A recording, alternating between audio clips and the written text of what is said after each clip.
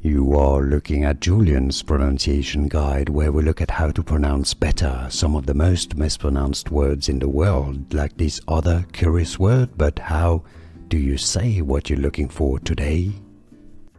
Let's learn how to pronounce this word that I'm not sure why confuses a lot of people.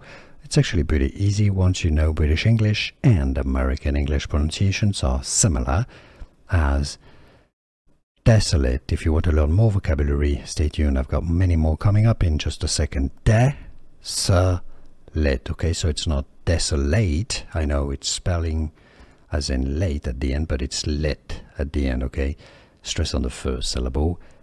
Desolate, desolate, desolate. It's easy, and now you know. Here are more videos on how to pronounce more confusing words and names too many mispronounced. Like this video if you found it useful. I appreciate your support. I'll see you soon, and thanks for watching.